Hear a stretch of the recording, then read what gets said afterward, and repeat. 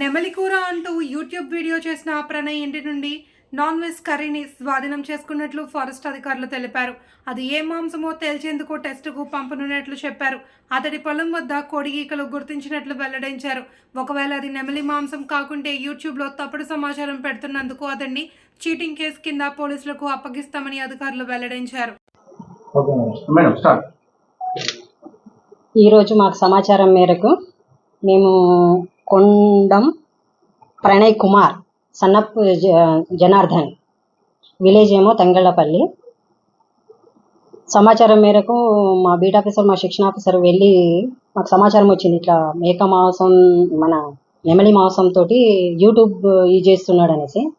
అక్కడికి వెళ్ళి చూడగా అతని పొలంలో మన కోడి ఊర్లు వాళ్ళ ఇంట్లో స్వాధీనం చేసుకున్న చికెన్ కర్రీ ఉంది.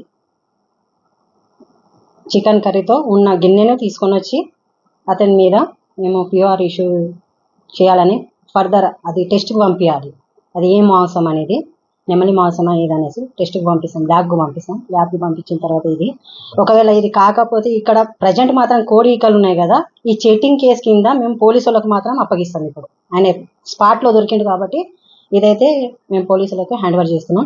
ఆయన ఫోన్లో అవన్నీ చూసి ఏమేమి ఉన్నాయి, ఇంతకుముందు ఏమైనా చేసిండా, మరి నేర ఆరోపణలు ఉన్నాయా అంటే తెలుస్తున్నాయి అన్నట్టు. నెమలి కానీ ఇది కానీ అడవి పంది మాంసం అని కానీ ఆయన అట్లాంటివి ఆయనకు ఒక పిచ్చో ఏందో మరి కానీ ఆ విధంగా చేస్తున్నాడు. ఆ రికార్డు ఆయనని తీసుకుంటాం, ఆయన మొబైల్లో ఏమేమి ఉన్నాయనేది. యూట్యూబ్ ఛానల్ క్యాన్సిల్ చేపిస్తాం అతన్ని. వివర్ కోసం చేస్తున్నాడు కానీ అట్లాంటివి నేషనల్ బర్డ్ కదా మనది, నెమలి జాతీయ పక్షి కదా, అందుకనేసి ఆయన దేని గురించి అట్లా చేస్తున్నాడని ఆయన విచారించి ఫర్దర్ కేసు మనం ఇది చేస్తాం. తర్వాత మీకు అధికారి ఇది రిపోర్ట్ ఇస్తాం.